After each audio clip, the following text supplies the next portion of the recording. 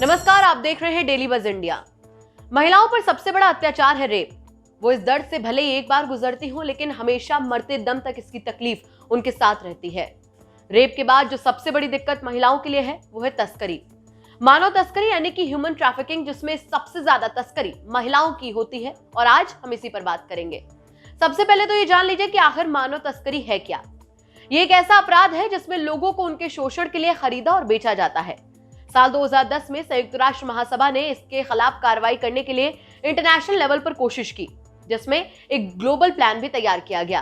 नाम दिया गया the global plan of action to combat trafficking in persons.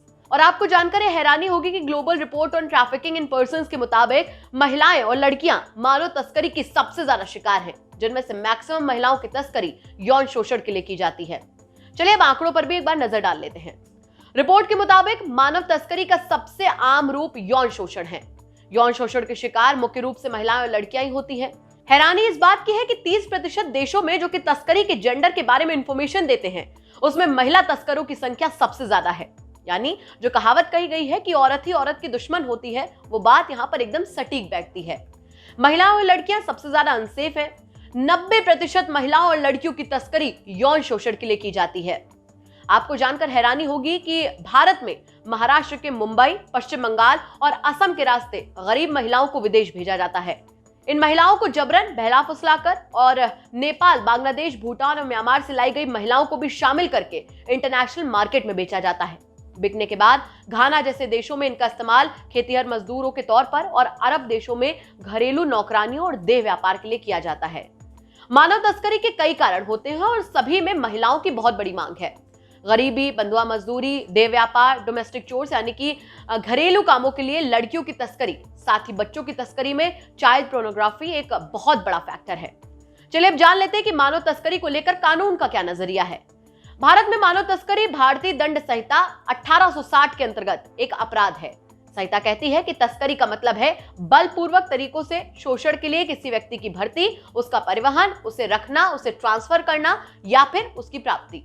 इसके अलावा ऐसे कानून भी हैं जो स्पेसिफिक वजहों से की गई तस्करी को रेगुलेट करते हैं, जैसे यौन उत्पीड़न के लिए मानव तस्करी के संबंध में अनैतिक तस्करी निवारण एक्ट 1986 है। वहीं 18 जुलाई 2018 को तत्कालीन महिला एवं बाल विकास मंत्री मेनका गांधी ने मानव तस्करी निवारण, संरक्षण और पुनर्वास बिल 2018 को लोकसभा में पेश किया।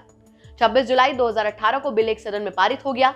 बिल तस्करी के शिकार लोगों के बचाव, उन्हें छुड़ाने और उनके पुनर्वास का प्रावधान करता है। चलिए अब सजा के बारे में भी जान लेते हैं। एक व्यक्ति की तस्करी पर 7 से 10 साल का कारावास और जुर्माना, एक से ज्यादा व्यक्ति की तस्करी पर 10 साल की जेल से लेकर आजीवन कारावास और जुर्माना। वहीं नाबालिग की तस्करी में 10 साल की जेल से लेकर आजीवन कारावास और जुर्माना, और साथ ही साथ एक से ज्यादा नाबालिग की तस्करी पर आजीवन कारावास और जुर्माना। मानव तस्करी से कितने लोग बर्बाद होते हैं इसका तो आपको अंदाजा भी नहीं होगा। कितनी महिलाएं जिस्म फरोशी में धकेल दी जाती हैं, कितने बच्चे सुनहरे भविष्य की जगह बदहाली की जिंदगी जीने को मजबूर हो जाते हैं, और कितने ही लोग हैं जो अपने परिवार को हमेशा हमेशा के लिए खो देते हैं। लेकिन आज मंडियों में सामान से ज्यादा इंसान बिकने लगा है, जिसका पूरी तरीके से खत्म होना बहुत ही ज्यादा जरूरी है।